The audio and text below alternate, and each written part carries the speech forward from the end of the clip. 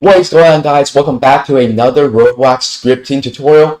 In this tutorial, I'm going to show you how you can add double jump into your Roblox game. Now, double jump is a popular feature that is popularized in Super Mario 64. Basically, you can jump without having to land. So, I think everyone knows what double jump is. So, let's just get straight into the tutorial.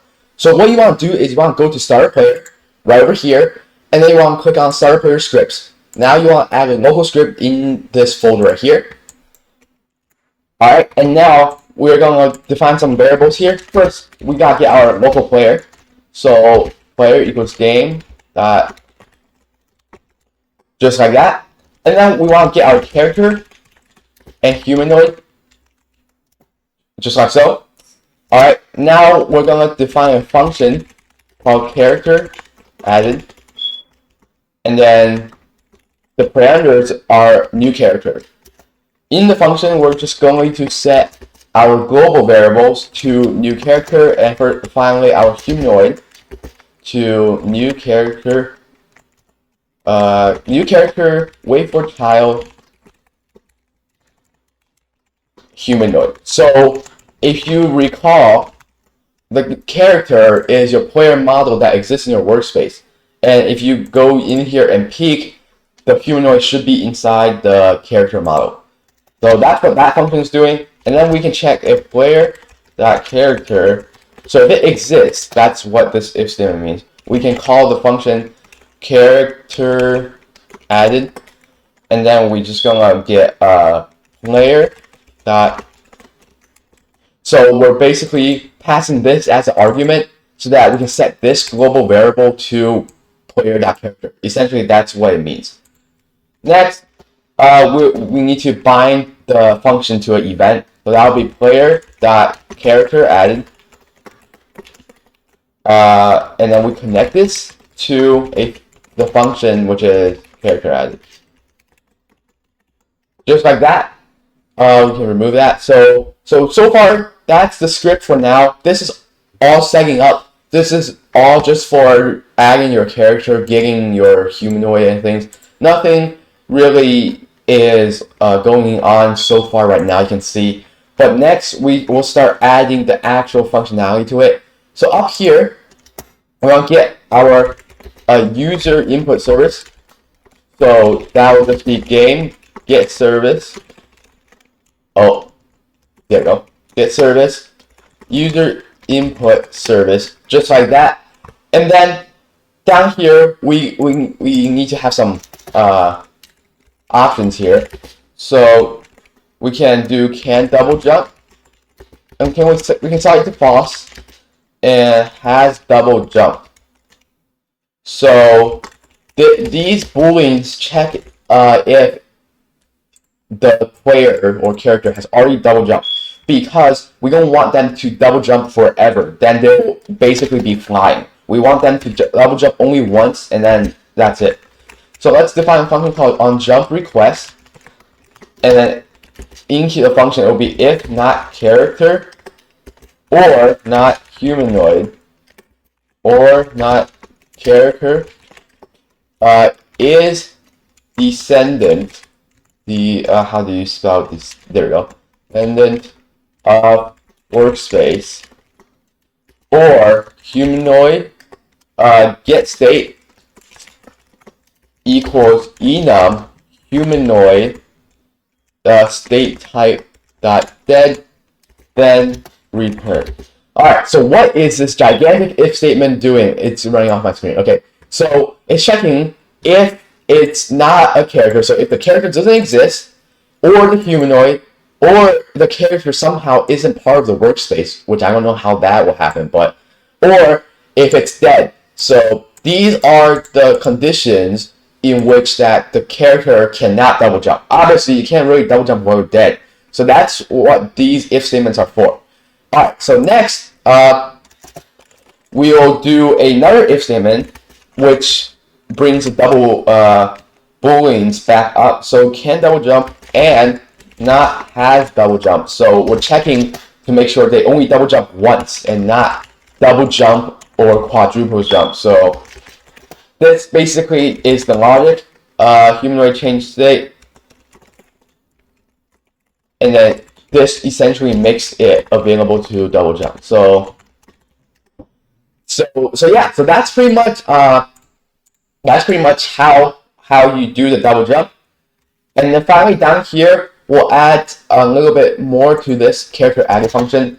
So this will be humanoid.StateChanged. So we're changing the state, and then we're going to connect a anonymous function, old, new. Again, these parameters can be any name. I just want to name it so that you guys can see what they actually do. And then we're going to do if new equals Enum.HumanoidStateType free fall. So making sure it's free fall. Then we can set canDoubleJump equal to true. So this is the state while it's falling on the first pass, it can double jump on the second time.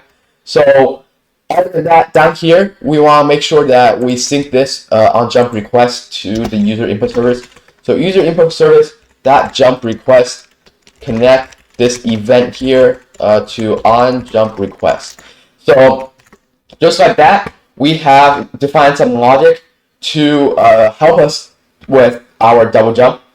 And then next, what we have to do is we have to make sure that you can reset the double jump. So basically, you don't want it to break on you while testing. So let's add the functionality of resetting. So down here in this character added function, we're going to do an else if. So else if new equals Enum.HumanoidStateType.Landed. So this is when the character is done with double jumping, it has already landed on the ground.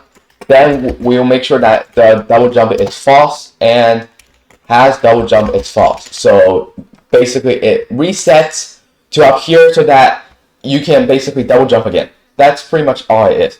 And finally, next we can do a little bit of, I would call, configuration. Allow the developer to have some more freedom over the double jump.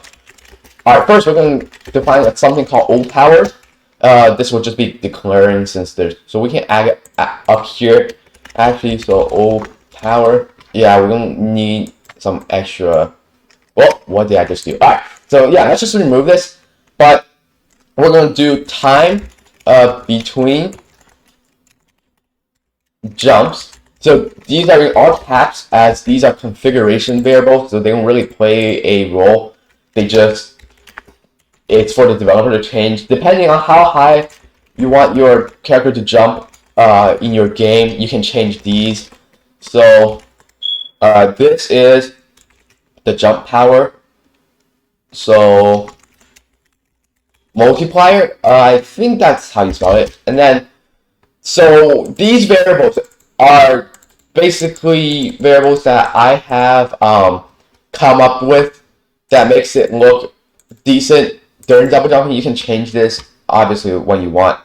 Alright, so down here we have in this logic here, what we want to do is we want to actually up here we want to make sure that the humanoid.JumpPower, so this is actually setting their jump power equals oldPower times double jump power multiply. This is again the multiplier, and then actually, yeah, so that's the multiplier. And then down here in this character added, what we want to do is we want to do hasDoubleJump equals false, canDoubleJump also equals to false, and then oldPower equals humanoid.JumpPower.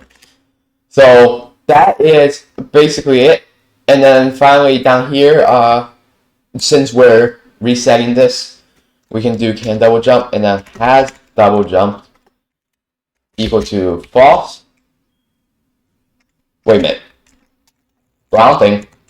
Down here, we do humanoid.JumpPower equals oldPower. This way it resets. So down here in this free fall thing, we add a wait function just so that the player can't spam double jumps, the time between jumps.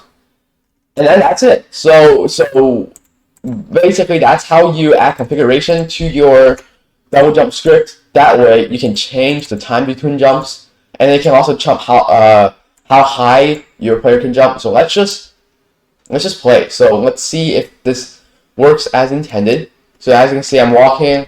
This is jumping one time. Let's see here. What did I get a function wrong? I think I typed the function wrong. So it looks like IsDescendantOf is not a valid member of my player model. Well, let's see. I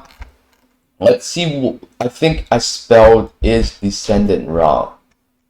Let me see. So over here. Oh, yeah, I spelled it wrong. So it's instead of an E, it's an A. So yeah, don't make my mistake. Make sure it's an A, because otherwise you'll get the errors down here. So let's play it again. Minor spelling mistake, but you can see this is one jump, double jump twice. You can see how high I get up there. You can see the double jumping in action. And then just to prove that, you can tweak this. For example, I can change this to 4. Obviously, this will make you jump extremely high. So double jump 4 times. Whoa, look at how high we are going. So yeah, that is pretty much it with the double jump script. You can see, just make sure your services are just user input, and then get your local player, and then make sure don't make the spelling mistake, otherwise you'll get the errors listed below and it won't work. But anyways, that is it for today's video. If you enjoyed, please leave a like and subscribe, and I'll see you in the next one.